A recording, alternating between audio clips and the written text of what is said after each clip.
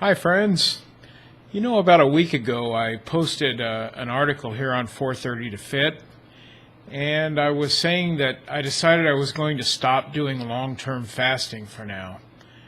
Um, that was, like I say, about a week ago that I made that decision, and I wanted to post today about I've decided to make a little U-turn. I've changed my mind. I've just decided I'm going to go back to long-term fasting again. I know I've been kind of indecisive about this, but I took, 5 or 6 days off, and I just decided I was ready to fast again. I missed doing the fasting, and a few other things happened too that made me reconsider. Firstly, of course, I gained a lot of weight after I stopped fasting altogether. I was still doing somewhat intermittent fasting, but when you stop fasting, you put on a lot of water weight. And it's not fat that you're gaining, it's just adding water back to your body. I gained back about 12 pounds, and I would say, 95% of that was water or liquids of some kind. I could tell, for one thing, that my liquid level was way up for two reasons, actually. Number one, I've got that Tanita body composition monitor, and that indicated that my liquid level was way up in my body. Secondly, my shoes were really much tighter, indicating that I had a lot of water retention in my feet. And so, that was one reason why I decided I wanted to get back to the fasting. But the main reason that really brought me back was my blood sugar. I stuck to eating a strictly ketogenic diet, high fat, moderate protein, and very low carb. But after about 5 days of not fasting, not doing continuous fasting anyway, my blood sugar was significantly higher than it has been. I was up to about 160 on my blood sugar, and I just don't like that. I've been used to, while fasting, I'll run about anywhere from, say, 70 to in the 90s. When I'm not fasting, on my feasting days, I might be up to around 120 at the peak. But eating either 1 or 2 meals a day for like 5 or 6 days, I was up to like 160. That was at my peak, like 2 hours after a meal. During my, other hours, even on eating days, I was, still like in the 120s or something. But what that indicated to me is that I still have some insulin resistance that I need to work on.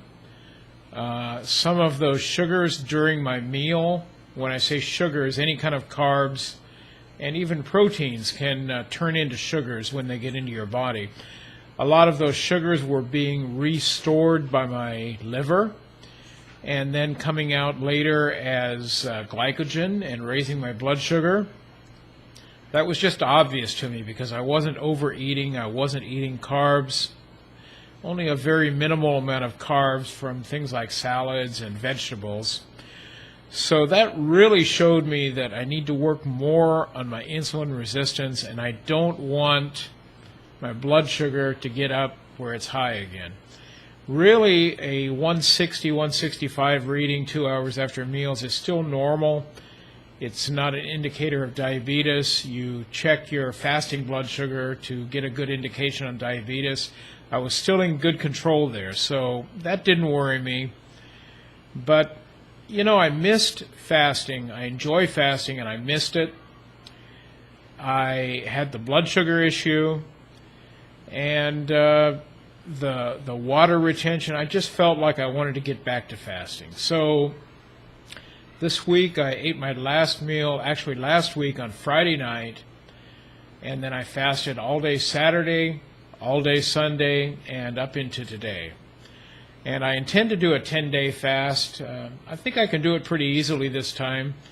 In the past month or so, I've had a hard time doing an extended fast. But having taken about 5 or 6 days off, I feel like I just feel mentally prepared for the fasting again.